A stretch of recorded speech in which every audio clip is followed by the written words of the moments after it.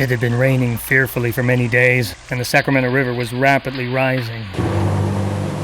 The lower portion of the city was entirely underwater, and our store had about 2 feet in the hold. Stephen Massett. All through the night came the calls for help, help, from every quarter, and the men listened a moment, and then rowing in the direction of the call were sometimes too late to save. Many a poor fella doubtless found his death in the waters, and his grave far out at sea, perhaps in the lonely marshes which line the riverbanks. Luzana Stanley Wilson.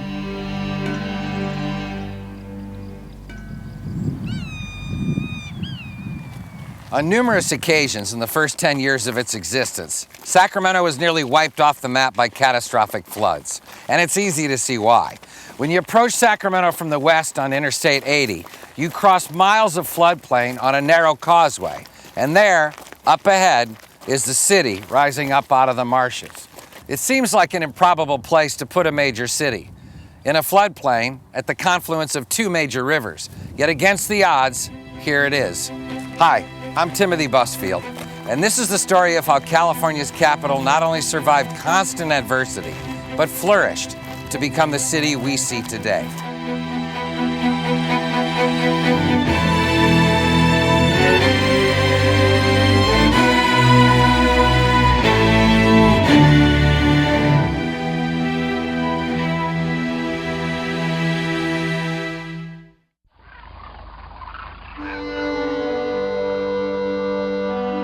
The Sacramento River at this point is a stream nearly a half a mile in width.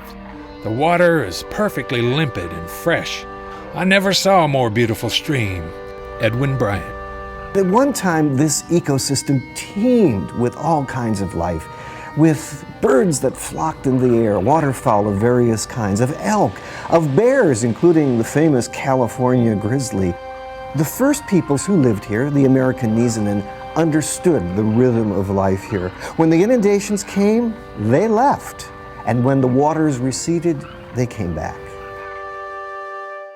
Like Spain before it, Mexico occupied little of the land that it claimed on paper in the early 1800s. And one of the ways they tried to exert control over the local inhabitants and the settlers was to give land grants to enterprising citizens courageous enough to venture out into what they imagined as the wilds.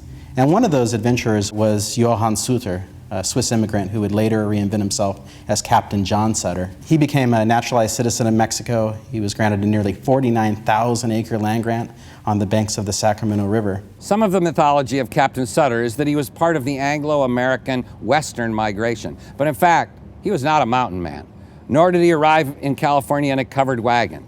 He came by ship and landed in Mexican California. He christened his settlement New Helvetia, the Latin form of New Switzerland, and through a combination of intimidation and bribery, used native labor to build his fort. He quickly abandoned his allegiance to his Mexican patrons and began working to accelerate Anglo settlement, hoping to gain financially from their needs as they came to California on the Overland Trail.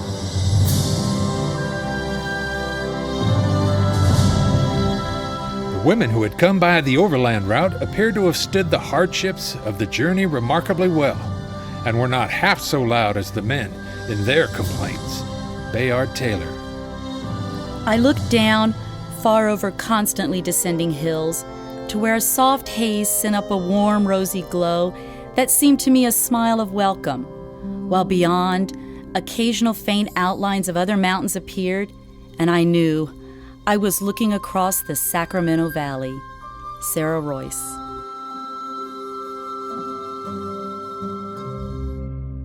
By the 1840s, there was a diversity of people living in California in the Sacramento region, even under Mexican rule.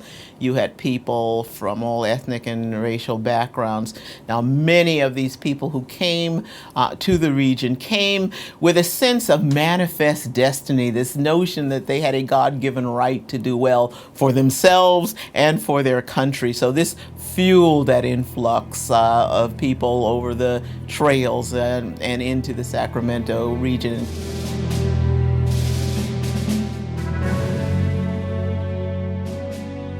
leading up to the Mexican-American War of 1846 to 1848. The influx of immigrants into California had been merely a trickle.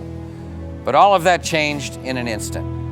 For just as the war came to a close and California became an American territory, the floodgates opened, and people from around the world inundated the site at the sound of one word: gold.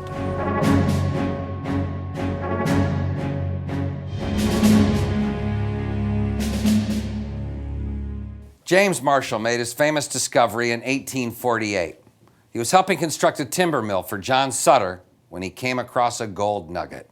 Elizabeth Wimmer was a cook at the mill, and in 1874 she shared her memories of that fateful discovery with a reporter named Mary P. Winslow from the San Francisco Daily Evening Bulletin. Mrs. Wimmer, how did you first come by the news that gold had been found at Sutter's mill? Well, you know, my little son Martin, well, he come running in the house one morning and he said, "Ma, look here. Look what Mr. Marshall and Pa have found. They want you to put this in the saleratus kettle and see if it will tarnish." Well, I said, "This is gold, but I will put it in my lye kettle, and if it is gold, and in the morning gold it will be." Well, next morning, I took my lye soap out of the kettle and cut it up, and in the bottom of the pot, there it was. My gold nugget, just as bright and shiny as it could be. John Sutter feared, and correctly as it turned out, that the discovery of gold would threaten his land holdings and interrupt his industries, so he was desperate to keep it a secret. But word got out when one of his employees, a teamster, tried to purchase a bottle of brandy with some gold at a shop at the fort. The shop was owned by an opportunistic fellow named Sam Brannan, who immediately stocked up on mining supplies and literally shouted the news of the gold discovery through the streets of San Francisco. And just like that, the gold rush began.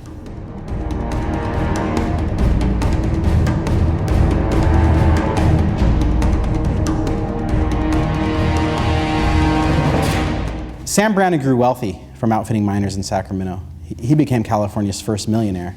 Sutter, on the other hand, wasn't so lucky. What a great misfortune was this sudden gold discovery for me. It had just broken up and ruined my hard, restless, and industrious labors, connected with many dangers of life, as I had many narrow escapes before I became properly established. John Sutter. Sutter's fields lay fallow, his workshop sat empty, and his land was overwhelmed with squatters. He died in 1880 in Washington, D.C., almost penniless. Because of the gold rush, this little community next to Sutter's Fort, Sacramento, becomes extremely important, and it becomes important because of the river. Sacramento becomes the transfer point between the water transportation to the gold fields and the land transportation to the gold fields. The forest of masts along the Embarcadero more than rivaled the splendid growth of the soil. The aspect of the place on landing was decidedly more novel and picturesque than that of any other town in the country. Bayard Taylor. Novel and picturesque it may have been for a while, but with such a huge influx of people, it couldn't stay that way for long. The heat was insufferable. Mosquitoes were buzzing about, and with their slow though sure attendants, fleas, the bedbugs came in myriads to greet and congratulate me upon my arrival. Stephen Massett. Thousands of 49ers from around the world flocked to Sacramento, hoping to strike it rich. Everyone had gold fever. Stories of gold just lying on the ground led others to abandon their ships in the Sacramento River and head straight to the mines.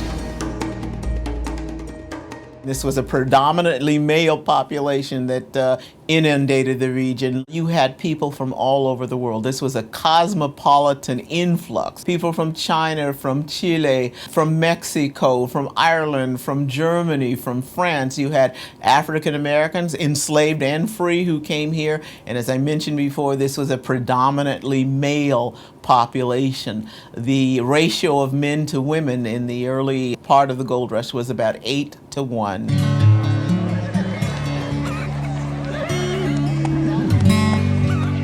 Dear wives, I take the present opportunity of writing you a few lines to inform you that I am well and enjoying good health. California is the best country in the world to make money. It's the best place for black folks on the globe. All a man has to do is to work, and he will make money. I wish you to tell our boy Peter to be industrious. I am trying to make enough money to buy him when I get home. Your husband until death, Peter Brown. Because of the massive amount of people that inundated California in 1849, by 1850 California had already become a state. An incredibly rapid transition, virtually a social revolution. And Sacramento, which had been incorporated in that same year, 1850, became so important to California's economy that by 1854, Sacramento had been named the permanent state capital. Although the gold rush provided tremendous opportunity for many people, it was also part of a process that was leading to the decline and disintegration of Native American life, a process that had been going on for decades that was escalated dramatically by the gold rush.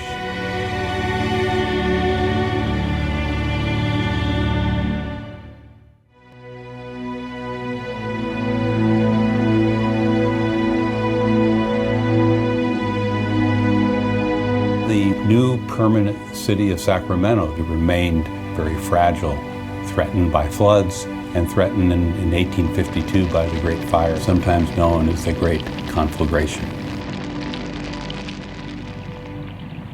The new city came under continual attack from the rivers almost immediately. The community fought back by constructing levees, a project that kept the rivers at bay, more or less, throughout the 1850s. But any hopes that the rivers had been tamed were swept away in the winter of 1861-62, when the worst flood of all devastated the city once again. The whole affair seemed so grand, and man's efforts so puny in comparison, that in wild abandonment my sympathies were all enlisted in favor of the wild elements. But now came the horror. Women standing waist-deep in the water, surrounded by their children, rending the air with screams for help, and none near to give assistance. It sounded too terrible to be true. Laurence Chamberlain. The Great Storm of 1861-62 was Sacramento's ultimate moment of reckoning. The floodwaters created a vast lake in the Sacramento and San Joaquin valleys that was 250 to 300 miles long and 20 to 60 miles wide, leaving Sacramentans underwater for nearly 3 months. I don't think the city will ever rise from the shock. I don't see how it can. Yet it has a brighter side. No people can so stand calamity as this people. They are used to it. William Brewer. Given the number of inundations that had destroyed the city, it's amazing that people just didn't pack up and leave, and some did. But a core group of the city decided by a collective act of their will to keep Sacramento alive. And they would do this over and over and over again, building the physical infrastructure of the city to be more permanent and more durable.